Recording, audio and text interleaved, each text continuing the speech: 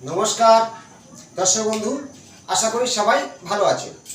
আজ আলোচনার বিষয় জ্যোতিষ কথা। কর্কট রাশির সম্পর্কে কিছু তথ্য। গ্রহদের যে সঞ্চার খুবই চাপ ছিল, কিছুটা কমতে শুরু করেছে। সেই গ্রহদের সঞ্চারে কি হবে এবং কিছুটা সিংহ রাশি নিয়েও বলবো। কর্কট লগ্ন, কর্কট রাশি, সিংহ রাশি, সিংহ লগ্ন। কিছুটা তথ্য নিজেরাই মিলাম। আপনারা খুব চাপে ছিলেন, অর্থ কষ্ট, ব্যবসায় ডাউন, প্রচুর শত্রু বৃদ্ধি, মানসিক চাপ, শারীরিক সমস্যা কেন হয়েছিল? এই যে কর্কট রাশি বা লগ্ন থেকে আমি ফার্স্ট এক ধরব। এখান থেকে দেখুন, অষ্টম ঘরে, অষ্টম ঘরটা হেলথ, মঙ্গল আর রাহু আজ বুধ যুক্ত হয়ে, রাহু পেটের সমস্যা, মঙ্গল রাহু মঙ্গল হঠাৎ অ্যাক্সিডেন্ট, দুর্ঘটনা, আঘাত এগুলো ঘটবে।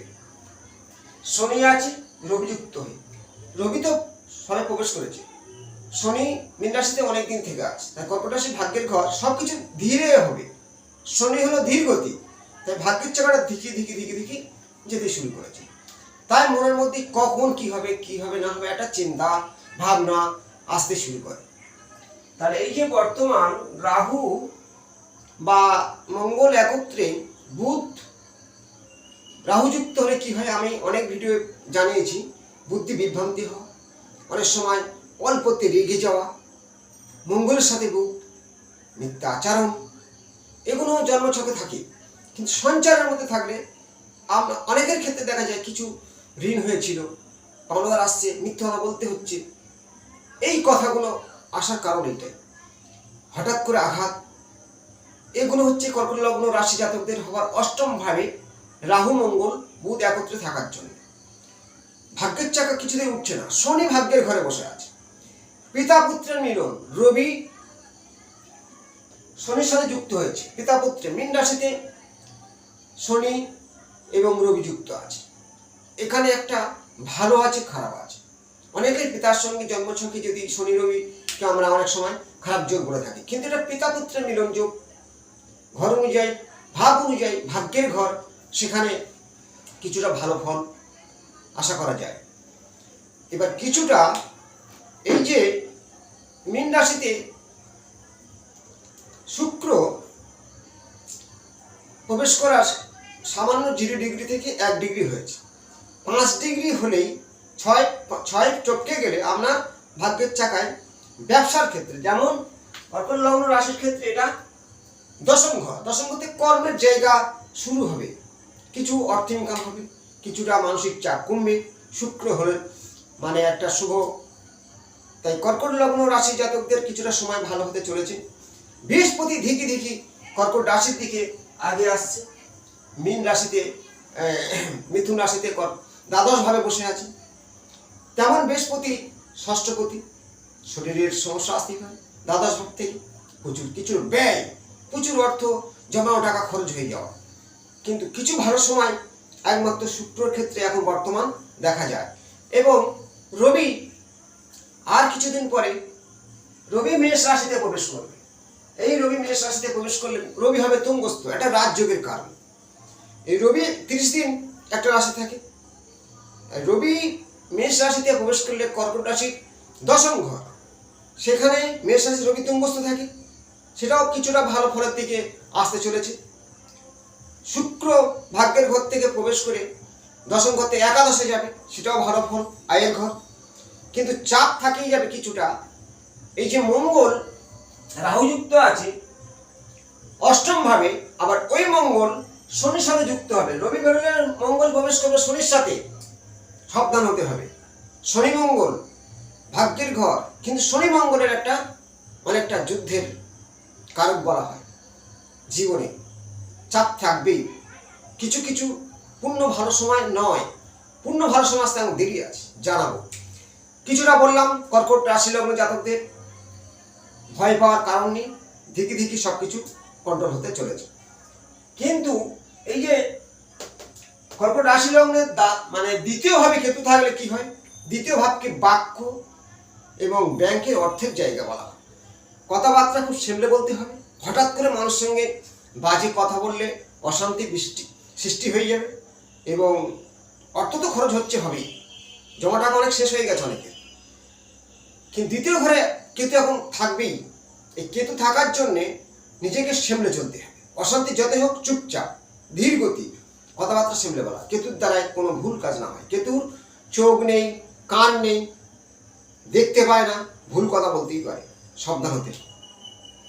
কেতুকে বলা হয় অন্তর, মানে গোপন কিছু, গোপন শত্রু আপনার থাকবেই, চেষ্টা করবে তারা দমানোর জন্যে। কিন্তু আপনার বৃহস্পতি কর্কট রাশি প্রবেশ করলে সব শত্রু জব্দ। ভালো থাকবেন। আজ কিছুটা আমি সিংহ রাশি নিয়ে বলি। অনেকে সিংহ রাশি নিয়ে আমাকে কমেন্ট করেছিল। এই যে সিংহ রাশির ঘর, নিজের ঘরে কেতু বসে আছে, সিংহ রাশি লগ্ন, যেই ঘরে কেতু বসে আছে, তাহলে এখান থেকে দেখুন সপ্তম ভাব। অনেকের সিংহ রাশি জাতক জাতিকার বিয়ের সমস্যা ঘটছে।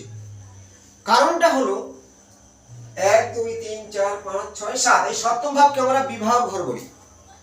সেখানে মঙ্গল আছে রাহু যুক্ত হয়ে বুধের সাথে, বিয়ের যোগাযোগ হচ্ছে, কিছুতেই ঠিক হচ্ছে না, কারো প্রেমের ক্ষেত্রে অশান্তি মানছে। কারণ এইটাই, মঙ্গল শনি যুক্ত হবে অষ্টম ভাবে, শনি নিয়ে কিছুটা ভোগান্তি আসবে, দুর্ঘটনা হতে পারে, সিংহ রাশিতে সাবধান। আর এই যে সিংহ রাশি লগ্নের ক্ষেত্রে সপ্তমে মঙ্গল রাহু বুধ থাকার জন্যে বিয়ের ক্ষেত্রে অনেকটা সমস্যা। যারা বিজনেস করছে, বিজনেসটা খুব ভালো হচ্ছে না, খুব চাপের মধ্যে আছে। নবম ভাবে রবি এবং শনি আছে, ভাগ্যের ঘর। এই অষ্টম ভাব, অষ্টম ভাবে কি হয়, সপ্তম ভাব বিবাহ ব্যবসার দিক ডাউন হচ্ছে। তাহলে সিংহ লগ্ন বা রাশির ক্ষেত্রে এই যে অষ্টম ভাবে শনি রবি অনেকটা সাবধান। এরপরে মঙ্গল প্রবেশ করবে, অ্যাক্সিডেন্ট বা আঘাতপ্রাপ্তি হওয়ার কারণ আছে। এবং অষ্টম ভাব থেকে রবি চোখ মাথার সমস্যা আসতে পারে, শনি শিরাশূলের ব্যথা, যন্ত্রণা, পিতার সঙ্গে মতভেদ হতে পারে, এই জিনিসগুলো। কিন্তু পিতা পুত্র মিলন আছে, যদি জন্মছক ভালো হয় তাহলে সমস্যা নেই। তা এই লগ্ন থেকে অষ্টম নবম ঘর, ভাগ্যের ঘরে শুক্র প্রবেশ করেছে, সেখানে কিছুটা অর্থ আসবে, কিছুটা অল্প। কিন্তু সিংহ রাশির ক্ষেত্রে আরো একটা ভালো, এই রবি মেষ রাশিতে প্রবেশ করবে আর কিছুদিনের মধ্যে। তাহলে মেষ রাশিতে রবি প্রবেশ করলে কি হবে, রবি তুঙ্গস্থ, সিংহ রাশি, মিত্র রাশি মেষ, আসে রবি, রাশিপতি রবি।